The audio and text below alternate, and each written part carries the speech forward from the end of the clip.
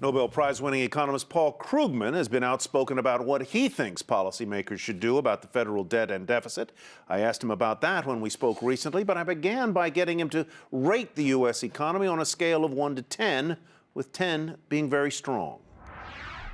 I think it's trying to be a 6, but the government, the sequester and generally the government doing the wrong thing might be pulling it back to a 4. But look, we're definitely off the bottom, and the economy is trying to recover. Are you concerned? I spoke last week with former Fed Chairman Alan Greenspan, who said that with respect to the sequester, that rising asset prices, both in stocks and in housing, may in part offset the otherwise deleterious effects of the federal spending cuts. Are you in that camp at all? Not especially. I mean, there's a little bit coming from stocks, but the main thing is housing is coming back because we've built very few houses for a long time now.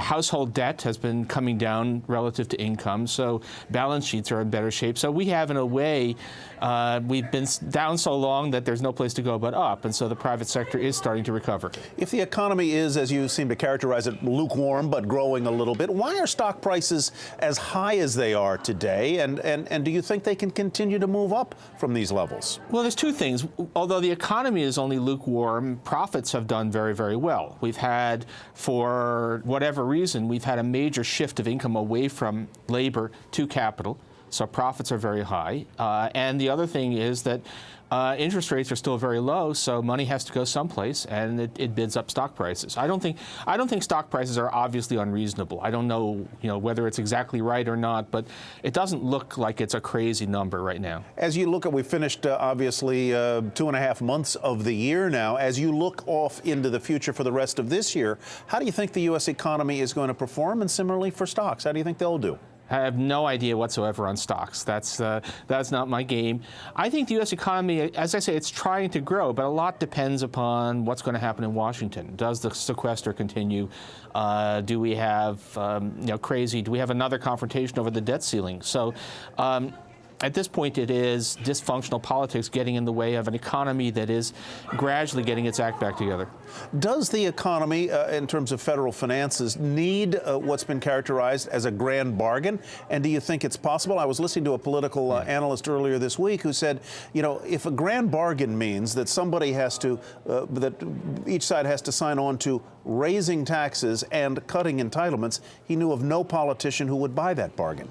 Well, yeah, I don't think it's likely, but I wouldn't put it that way. I would have said that the division between the parties is just too large, that we have Republicans basically have not acknowledged that they lost the election, and that's the problem. But look, it is not urgent. The Congressional Budget Office debt projections show pretty much stable U.S. indebtedness for the next 10 years. They do not show anything that looks like a crisis.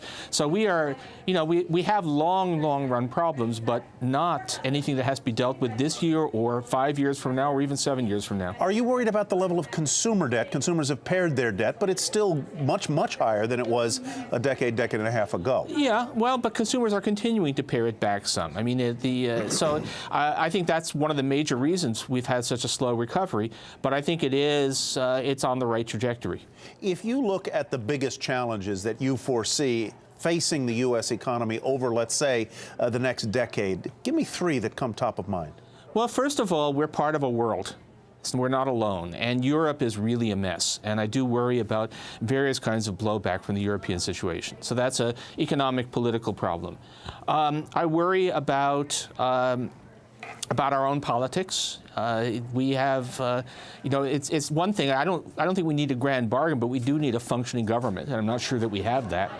And finally, I think the environmental issues. We've been pretending that they're not there. We've been ignoring them, but they're going to get more and more visible, and we really should have been panicking about them long before now. And I think by the time 10 years are up, it will become undeniable that we really should be scared and acting on environmental issues. Professor Krugman, thank you very much for joining us tonight. Thank you.